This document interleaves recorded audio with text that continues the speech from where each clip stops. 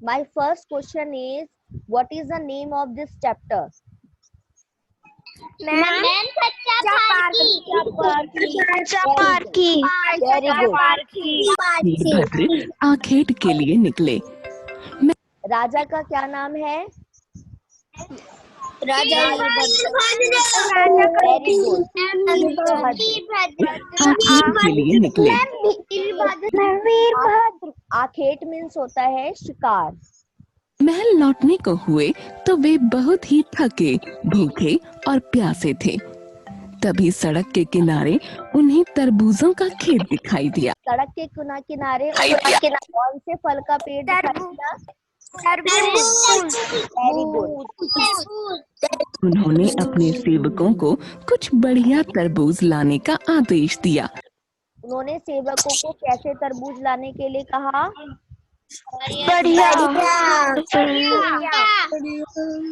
उसी समय राजा को किसी की हंसी सुनाई दी। सबने उस तरफ देखा तो एक अधेड़ नेत्रहीन आदमी खड़ा था। वहाँ पर कौन खड़ा था? अंधा आदमी। ओके, शब्द का प्रयोग किया गया है अधेड़। इसमें एक शब्द का प्रयोग किया गया है अधेड़। अधेड़ मीन्स होता है अनपढ़।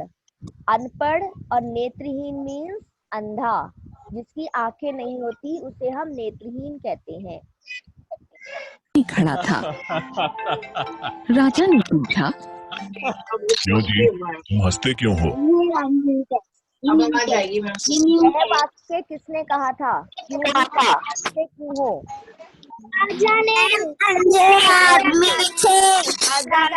का आदेश दिया है, अंधा व्यक्ति बोला, पर यहाँ तो तरबूज है ही नहीं, इसलिए मुझे हंसी आ गई।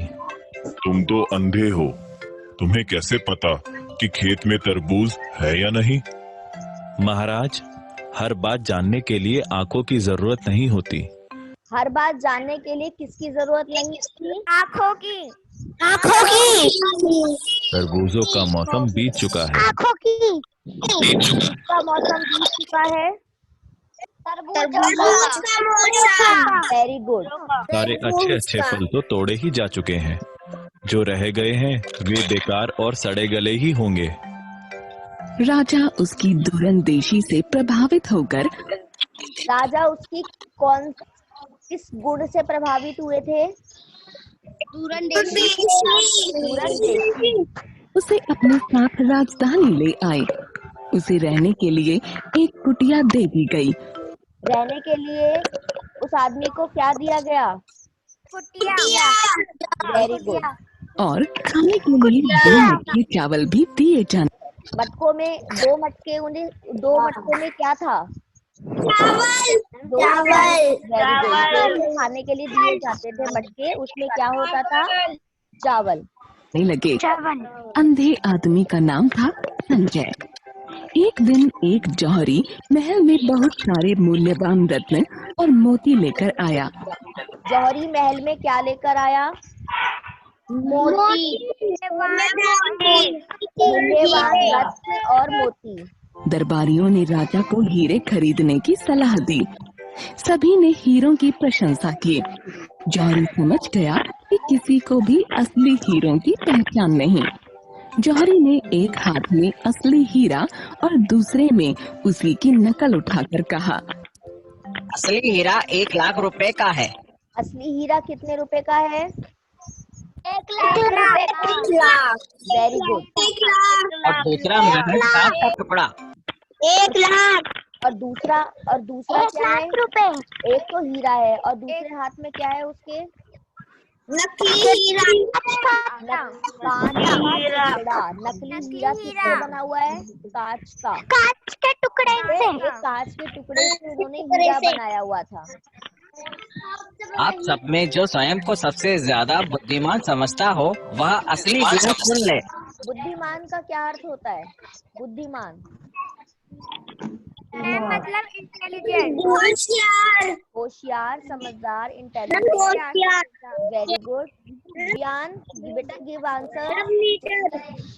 होशियार। Give answer. लेकिन एक शर्त है, यदि उसने नकली हीरे को असली समझकर चुन लिया तो उसे असली की कीमत देनी पड़ेगी। यानी उन्होंने कहा कि अगर किसी ने भी ये कह दिया कि नकली हीरा असली है तो उसे क्या करना होगा? असली हीरा कितने का है? असली हीरा कितने का बताया? 1 लाख। तो अगर किसी ने नकली हीरे को असली हीरा बता दिया उसे 1 लाख रुपए देने पड़ेंगे। उन्होंने कहा अगर किसी ने नकली हीरे को असली बता दिया तो उसे असली हीरे के बराबर पैसा देना होगा, कीमत देनी होगी उसकी। की बात सुनकर सभा में एकदम सन्नाटा छा गया। अब कोई भी सलाह देने आगे नहीं आया। ऐसा देखकर राजा ने संजय को बुला भेजा। सभी के होठों पर मंद मंद मुस्कान थी। संजय, वह अंधा, वह क्या असली और नकली में भेद बताएगा? संजय ने जौहरी से दोनों पत्थर उसकी दोनों हथेलियों पर रखने के लिए कहा।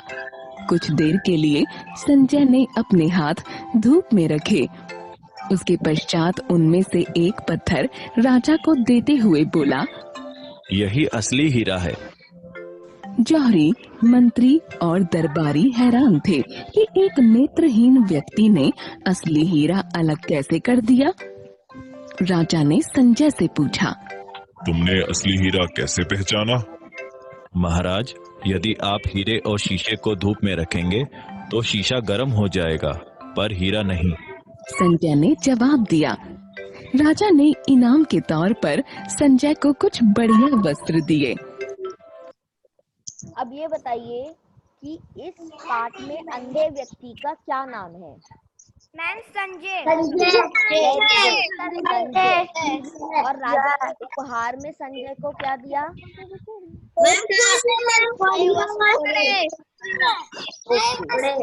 अभी बताइए कि असली हीरा और नकली हीरा पहचानने के लिए संजय कहाँ गया? संजय ने क्या किया? वेरी गुड, धूप में खड़ा हो गया। एक सुबह दरबार में दो भाइयों के बीच जायदाद के झगड़े का मुकदमा आया। जायदाद के झगड़े के लिए कितने भाई आए? 2। हम 2। उन दोनों के स्वर्गीय पिता उनके नाम भारी संपत्ति छोड़ गए थे, जिसमें हजारों एकड़ जमीन थी, कुछ उपजाऊ, कुछ बंजर और कुछ पथरीली।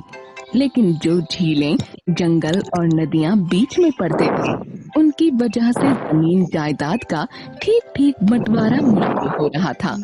कोई समाधान न निकलता देख दोनों भाई दरबार चले आए थे। जमीन जायदाद के मामले देखने वाले मंत्री और उसके अधिकारियों ने खूब सोच विचार किया, परंतु उनकी समझ में भी बंटवारे का कोई तरीका नहीं आया। राजा ने फिर से संजय को बुलाया।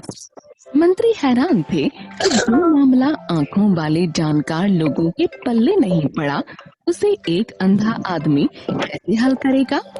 संजय पूरी बात सुनकर मुस्कुराते हुए बोला, दोनों में से एक भाई अपनी संपत्ति का बंटवारा करे और दूसरा अपनी पसंद का हिस्सा चुन ले, और ये दोनों काम कौन कौन करेगा इसका फैसला लॉटरी के जरिए किया जाए। दोनों इस झगड़े का फैसला किसके द्वारा किया जा रहा था?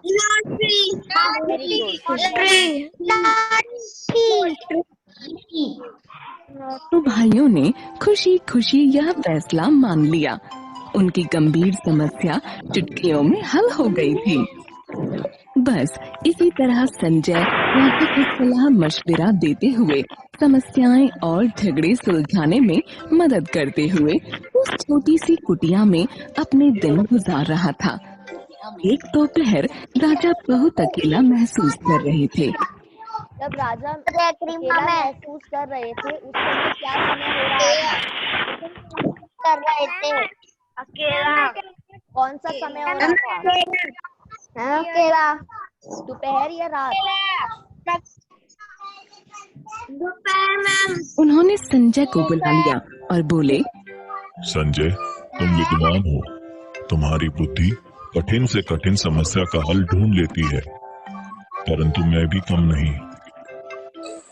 तुम नहीं जानते कि यह राज्य मुझे विरासत में नहीं मिला है, इसे मैंने हथियाया है। यह तो मुझे शुरू से ही पता है। संजय शांत स्वर में बोला। कैसे?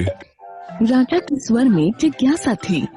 जो व्यक्ति राज परिवार में पैदा हुआ हो, वह एक ऐसे आदमी को जो जटिल से जटिल समस्याएं हल करने में उसकी सहायता करता आया हो, मात्र 3 वक्त की रोटी देकर राज्य के बाहर किसी झोपड़ी में तो नहीं रखेगा।